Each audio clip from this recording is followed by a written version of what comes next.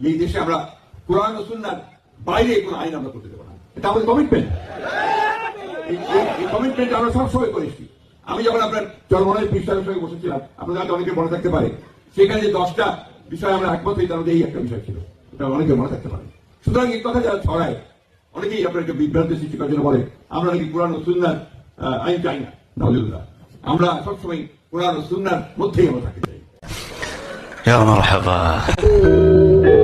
আর শরিয়া আইনের ব্যাপারে ওটাও বলেছে কিন্তু যে আমরা শরিয়া আইনে বিশ্বাস করি না। আমাদের সংগঠন পড়ে দেখবেন শরিয়া আইন বিশ্বাসের তো কথার ব্যাপারটা নাই কোথাও। আমরা তো ওনারা চান ওনারা করুক, ওনারা শরিয়া আইন করতে চান ওনারা।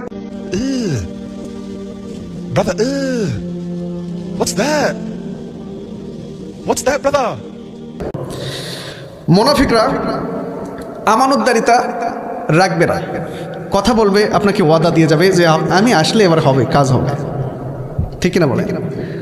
তারা বলবে যে আমি আসলেই কাজ হবে। আল্লাহর কসম করে বলছি, সে যদি মুনাফিক হয় আপনার সাথে ধোঁকাবাজি করছে, তাদের দ্বারা কোনো কাজ হবে না। মুনাফিক কখনো কাজ করতে পারে, সে নিজেরটা বুঝবে, শুধু অন্যেরটা বুঝে না। আপনার